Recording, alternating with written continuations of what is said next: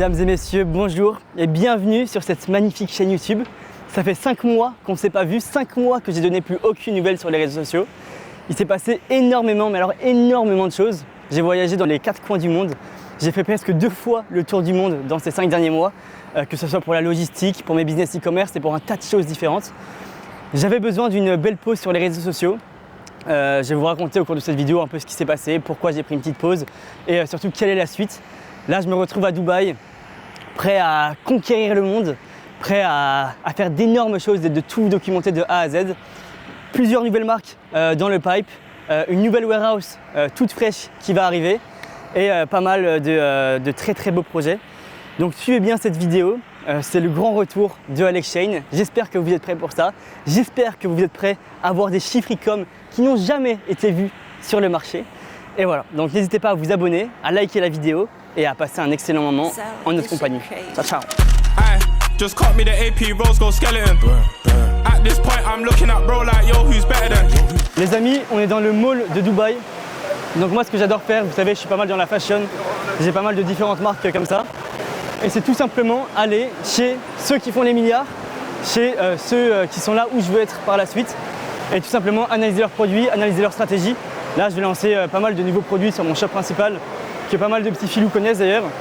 Et du coup, c'est juste un peu comparer ce qui se fait sur le marché, tout ce que fait Uniqlo, ce que fait H&M, ce que fait Lululemon, voir comment ils se positionnent, quelles sont leurs stratégies à chaque fois pour s'implémenter sur un marché rapidement, sur un produit, sur un truc. Et surtout pour les matières aussi, c'est super intéressant parce que dans 3 jours, je suis en Chine et j'ai déjà pris pas mal de samples un peu de partout pour lancer pas mal de nouveaux produits, pas mal de nouvelles marques aussi avec ces nouveaux produits. Ça se développe, vous ne pourrez pas tout savoir. Et voilà, donc Lululemon, c'est parti. On va inspecter en caméra cachée et voilà.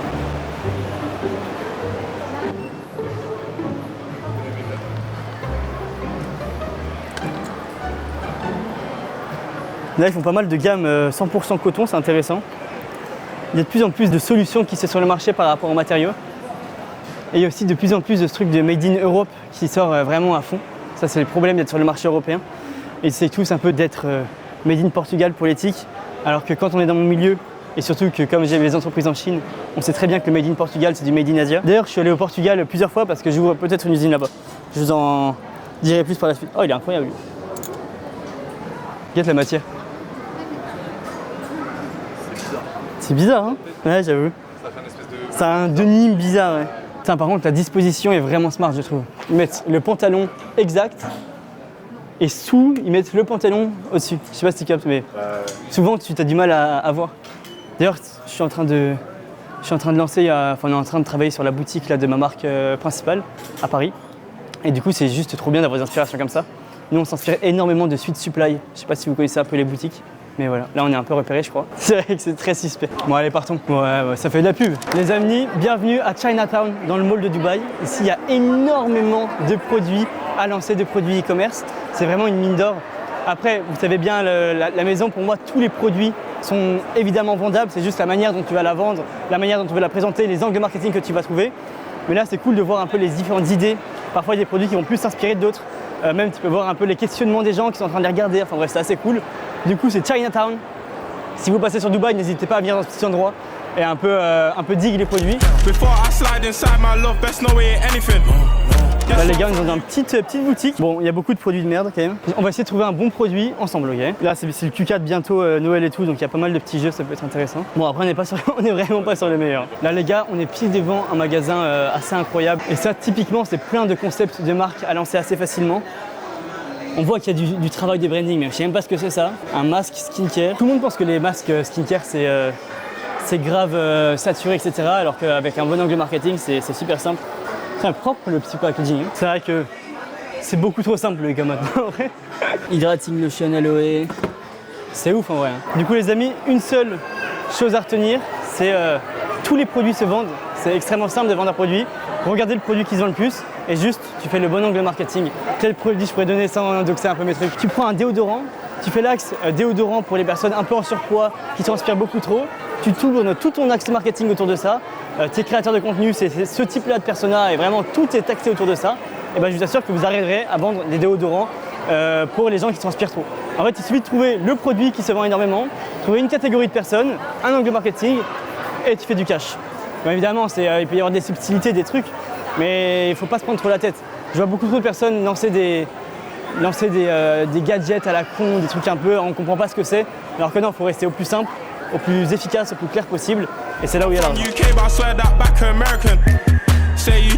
Les gens ne veulent pas comprendre en fait que le game c'est uniquement un game d'angle marketing et pas du tout de produit. Enfin, de produit évidemment, il faut que tu aies un produit qui réponde à un problème et qu'il soit déjà vendu et vendable. Mais je veux dire, à partir du moment où tu arrives à trouver le bon angle marketing et vraiment essayer de te mettre dans la tête du consommateur ou des différents types de consommateurs qui peuvent acheter ton produit, c'est là où tu vas faire de l'argent. Je lance une nouvelle marque et je lance plus de 10 angles marketing différents sur cette marque. Pourquoi? Parce que du coup, je vais directement voir lesquels angles marketing sont les plus rentables et je vais tout simplement pouvoir scaler dessus et gagner du temps et de l'argent.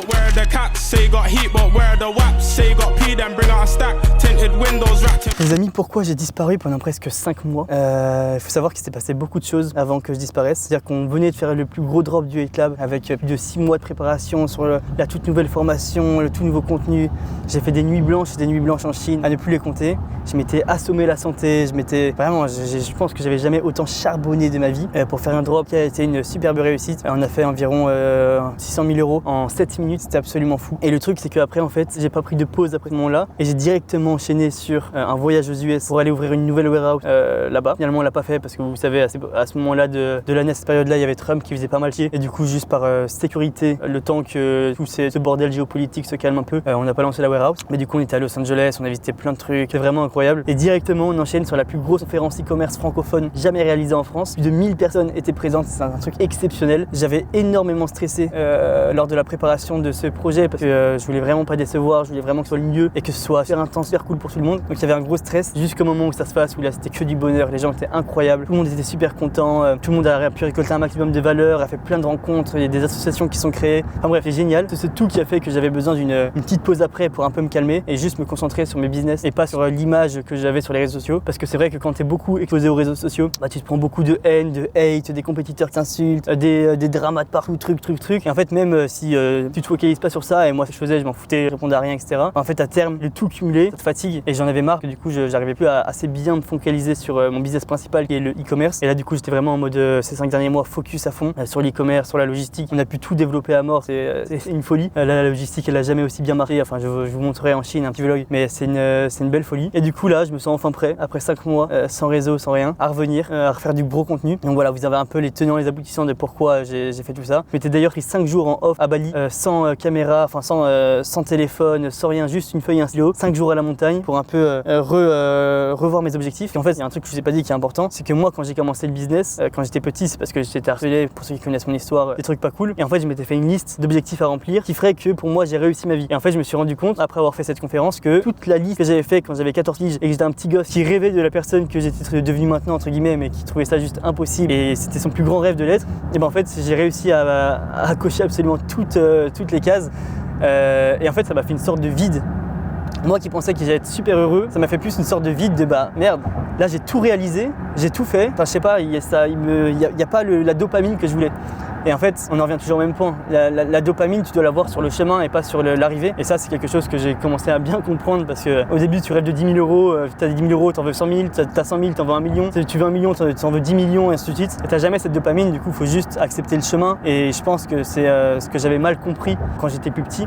Mais bon, du coup, j'ai pris le temps de remettre des objectifs, de les retracer, de voir où je veux aller, où je veux être dans 5 ans, dans 10 ans. Maintenant, je sais, la vision elle est claire. Je veux un groupe e-commerce qui pèse des milliards et des milliards. C'est un peu ce dont je parle depuis toujours, mais maintenant, j'ai vraiment une vision claire par rapport à ça, une équipe de fous. Là justement on se rend dans les bureaux qu'on ouvre à Dubaï pour mettre le headquarter de ce groupe. Pour l'instant on va plus s'en servir pour le headquarter d'une des marques et après j'ouvrirai un autre bureau par la suite à Dubaï. Je suis très content de ce bureau. Et voilà, donc pourquoi j'ai disparu des réseaux? Parce que c'est un tout qui fait que j'avais besoin de prendre du recul, de penser à moi, de penser à mes trucs. Ne vous inquiétez pas, il n'y a pas eu de burn-out, rien de tout ça. C'est juste un moment de calme, de solitude et de réflexion. Et là je suis de retour à la guerre sur les réseaux. J'étais toujours en guerre dans mon travail. Les marques commerce vont mieux que jamais. Donc c'était un petit récap les amis, j'espère que vous avez apprécié ce petit moment d'honnêteté. Et là on arrive au bureau tranquillement, hâte de vous montrer ça. En plus on va avoir un joli coucher de soleil des bureaux et on se rejoint là-bas, ciao. It was me trying to rub man, do not jack boy, now it's the other way round. That's why I keep it close, I'm with whenever I go uptown. Without no money, I cannot survive. Ain't leaving here till I get this right. Still, I keep my enemies close. Still, I know. Bienvenue dans les nouveaux bureaux de Dubaï. Cette magnifique surface, bon, c'est encore assez petit, ça fait 100 mètres carrés, mais largement assez pour piloter la marque e-commerce principale. Donc on aura entre 8 et 10 personnes full-time ici dans ces bureaux. Je vous fais une petite visite. Ici, on est directement dans mon bureau. Donc je vais me mettre là. Et ce qui est super, qui est vraiment incroyable ici, c'est la vue sur le Burj Khalifa qui est vraiment exceptionnelle. Donc petit bureau Seyo ici. Moi, je ne serai pas souvent dans ces bureaux parce que comme vous le savez, je voyage beaucoup en Chine, un peu partout. Donc le but, c'est que je mette mon bureau là, mais il y aura aussi une salle de réunion juste là pour projeter un peu au mur dès que les personnes ont des meetings un peu private, trucs comme ça. Là, ici, ça va être le petit coin de chill.